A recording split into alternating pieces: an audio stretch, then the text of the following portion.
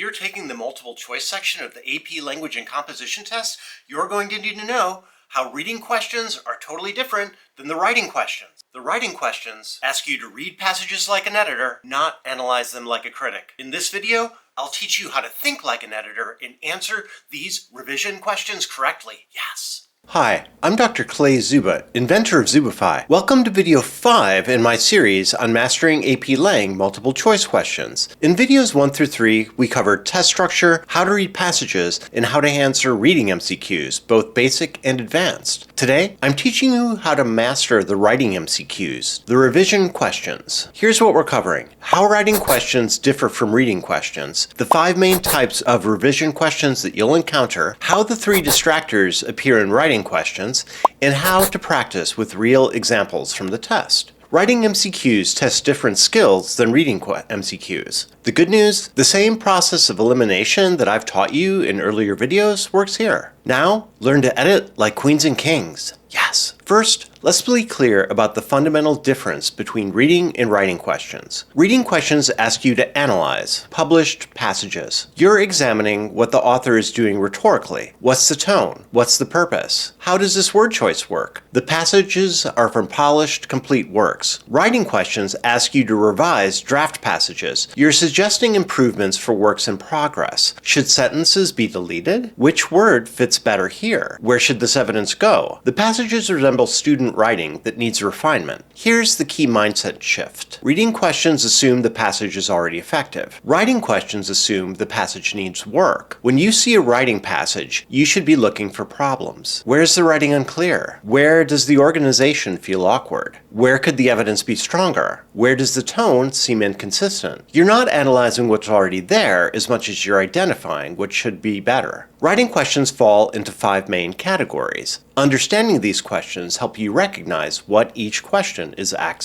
actually asking. Type 1, adding and deleting content. These questions ask whether the writer should add a sentence, delete a sentence, or keep a sentence. You'll see phrases like, the writer is considering adding the following sentence, or the writer is considering deleting the underlined portion. Type 2, replacing or revising content. These questions ask you to choose the best version of a sentence, phrase, or word. You'll see phrases like, which of the following versions best accomplishes this goal? Which choice best maintains the tone? Type 3, organizing and sequencing. These questions ask about the order of sentences or paragraphs. You'll see phrases like, where's the most logical place to insert this sentence? Type 4, transitions and coherence. These questions ask you to choose the best transition, phrase, or sentence. You'll see phrases like, which choice provides the most effective transition? Type 5, purpose and audience. These questions ask about changes that would make the passage more appropriate for a specific purpose or audience. You'll see phrases like, to make the passage appropriate for an audience of experts. All 5 types test your understanding of effective writing principles. The questions' formats may vary, but you're always evaluating whether a change improves a passage or not. Before we practice with real writing questions, let's review the 3 types of distractors. The same distractors that I told you about in videos 3 and 4 also appear in writing questions, but they work slightly differently because you're evaluating revisions, not analyzing rhetoric. Distractor 1, the 2-part trap. The answer has 2 parts, but only one is correct. This appears constantly in writing questions because they often ask you to evaluate both whether a change improves a passage and why it improves the passage. If only one part is right, the whole answer is wrong. But AP wants to trick you because it thinks that you'll get super excited when you see a part that looks right and you'll just pick that and move on. Don't do it. Distractor 2, true but irrelevant. The answer might be true or it might create a grammatically correct sentence, but it doesn't accomplish the stated goal in the question and it doesn't fit the passage's purpose. This is where you see something that sounds good and you get real excited and you stop checking whether it answers the question. Distractor 3, vague versus specific. The vague answer sounds safe to you because it's vague, but it doesn't make a meaningful improvement.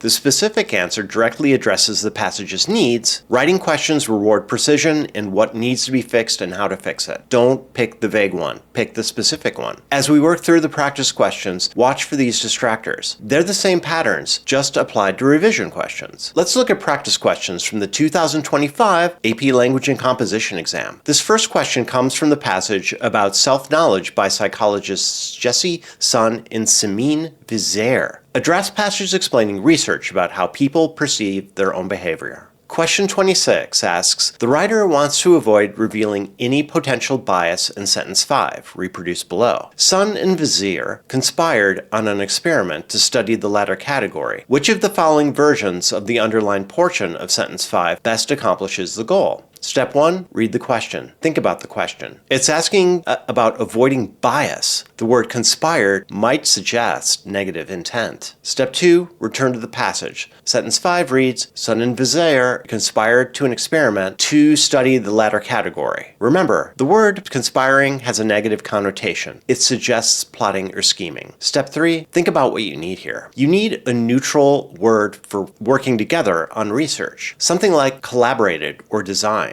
Step 3 is where you think about the best answer before you see it. You think about what you think is right, so you're looking for the closest thing in the answer to what you think is right. Step 4, read all 4 answers. A, as it is now. That means just leave it. B, dreamed up. C, threw together. D, designed. Step 5, eliminate the wrong answers using the 3 distractors. Answer A, keeps conspired. That suggests bias, though, against the researchers, so you should eliminate A. Answer B, dreamed up. That's too informal and suggests that the experiment was not rigorous. This is a true but irrelevant. Yes, they created an experiment, but dreamed up reveals bias by making it sound unscientific. You can eliminate B. Answer C, threw together. That suggests carelessness or lack of planning. This reveals bias. It makes the experiment sound poorly designed. You can eliminate C. Step 6, select answer D. Designed is neutral, professional, and it accurately describes creating an experiment without suggesting any bias. Notice how the true but irrelevant fallacy works in writing questions. Answer B is technically true. They did create an experiment, but it doesn't accomplish the goal of avoiding bias, so it's not right. Here's our practice question 2. It's revising for purpose. Question 32 from the same passage demonstrates a different type. It says, the writer wants to change sentence 14, reproduced below, to qualify the passage's conclusion and express it in less absolute terms. These facts make it obvious that everyone should behave accordingly. Which of the following choices best accomplishes this goal? Step 1, read the question. Think about the question. It's asking you to make the conclusion less absolute. That means more qualified and more measured, more equivocal. Step 2, return to the passage. Sentence 14 currently reads, these facts make it obvious that everyone should behave accordingly. The word obvious and everyone should are very absolute. Think about what you need in step 3. You need language that softens the claim. Maybe something with an if or suggests rather than an obvious or a should. Step 4, read all 4 answers. A, who knows if the results are valid, but either way, Sun and Vizier's advice is worth a try when it comes to improving daily interactions. Answer B, if the researcher's conclusions are correct, careful attention to your behavior is an important tool for ensuring smooth interactions with others. Answer C, of course, being open to acknowledging that you are being disagreeable in the first place is an important step toward improving your interpersonal relationships. D, Sun and Vizier's conclusions are very interesting from the perspective of those who want to improve their daily personal interactions. Step 6, eliminate wrong answers.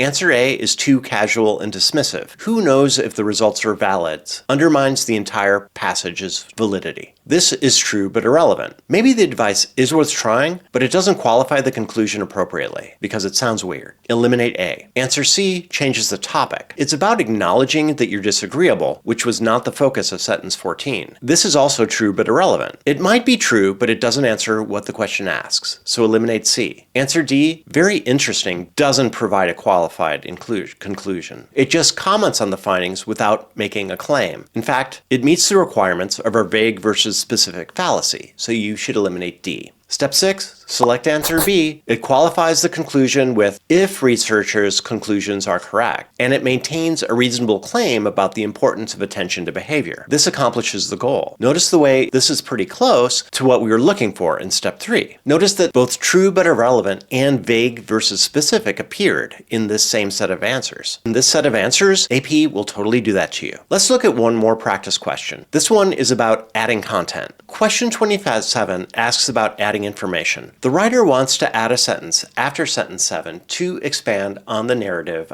in the second paragraph and provide additional context for the third paragraph. Which of the following choices best accomplishes this goal? Sentence 7 reads, participants completed self-evaluations at certain times of day according to several different personality measurements: extroversion, agreeableness, conscientiousness, and neuroticism. Step 1, read the question. We did that. It's asking for a sentence that expands on the narrative, explaining more about the experiment, in other words, and provides the context for the third paragraph, which discusses the results. Step 2, return to the passage. The second paragraph describes the experimental method. The third paragraph discusses what the researchers found. You need a bridge, then, between methods and results. Step 3, think about what you need. You need a sentence explaining what happened to the data, how it was used and analyzed. That's what you should be looking for in these choices. Step 4, read all 4 answer choices. A, these self-ratings were then compared to the assessments of researchers who listened to the subject's audio recordings. B, it took the researchers a long time to transcribe data from the audio recordings to the subjects. C, Vizier and Sons test subjects were mostly students at Washington University in St. Louis, Missouri. D, Vizier was Sons' graduate advisor at the time of the study, although they published the results. Step 5, eliminate wrong answers. Answer B is true but irrelevant. Maybe the transcription did take time, but that does not expand the narrative or provide context for the results. Eliminate B. Answer C is true but irrelevant. Information about where subjects came from doesn't bridge methods and results. Eliminate C. Answer D. That's also true but irrelevant. Their professional relationship does not expand the narrative or connect to the results, no matter what their professional relationships would have been. It's a trick. Don't fall for it. Eliminate D. Step 6. Select A. This explains what happened within the data. Self-ratings were compared to observer ratings, which both expands the experimental narrative and sets up the results and discussion in paragraph 3. Notice how this is a two-part trap question. The answer must accomplish both goals: expand the narrative and provide context. Answers B, C, and D might be true, but they don't accomplish both goals. You just saw how the 3 distractors work in writing questions. The two-part trap appears when questions ask you to accomplish both multiple goals, like expanding narrative and providing context. You need to verify the revision accomplishes both stated goals. True but irrelevant is extremely common in writing questions. An answer might be factually accurate or grammatically correct, but it doesn't accomplish the specific goal stated in the question. Vague versus specific separates adequate answers from excellent answers. Vague revisions like "very interesting" don't make meaningful improvements. Specific revisions like "if the research's conclusions are correct," precise accomplishly the stated goal of the question. The process is the same as in videos 3 and 4 and 5. You're just analyzing it and applying it to revision questions instead of analysis questions. Now, let's review what you know about writing MCQs. Writing MCQs ask you to revise draft passages like an editor, not analyze published passages like a critic.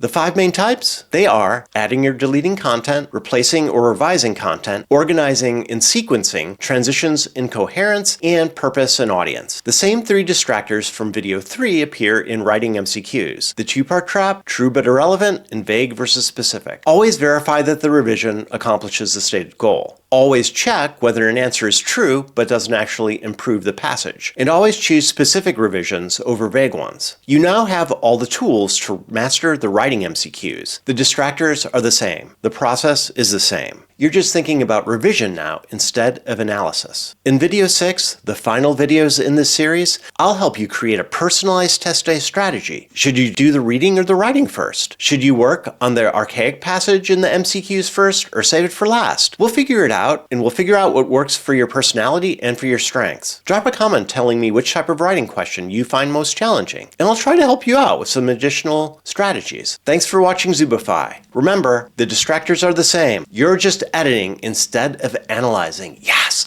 Come back for more Zubafy. Yes!